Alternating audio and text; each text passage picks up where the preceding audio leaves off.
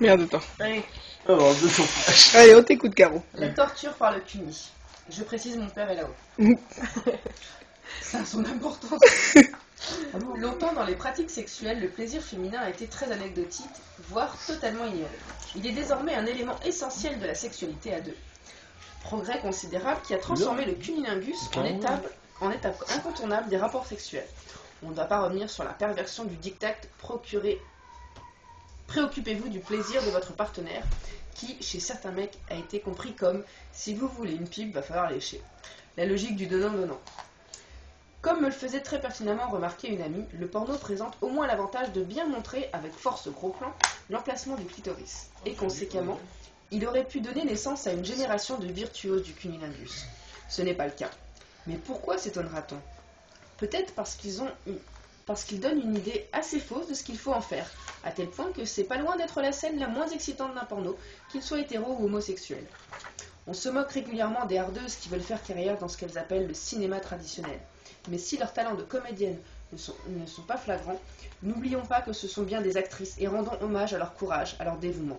Elles supportent sans broncher des pratiques à la limite du sadisme, comme l'insoutenable épreuve dite de l'aspiration.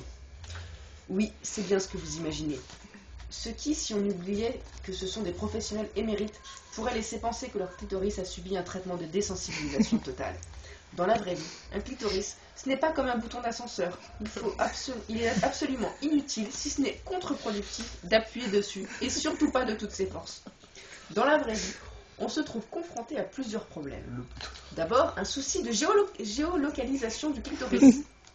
Ensuite, une ignorance de la pratique du décalotage du dit organe. Et oui, il faut dégager un peu le clitoris pour atteindre une efficacité maximale.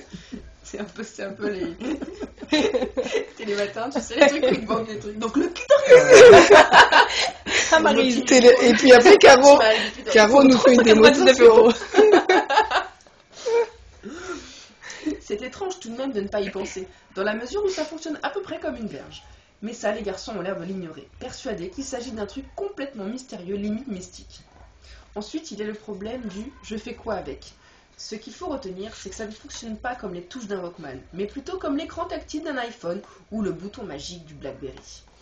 Il ne faut pas appuyer pour valider son choix, mais favoriser l'option défilement.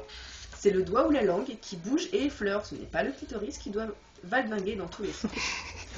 Or, dans le porno, on nous montre quoi? Des hardeurs qui s'acharnent sur des clitoris comme s'ils essayaient de faire démarrer un hélicoptère, qui enfoncent leur tête comme s'ils tentaient de revivre l'accouchement en sens inverse, qui agitent le pauvre truc dans tous les sens et écrasent leurs doigts boudinés dessus.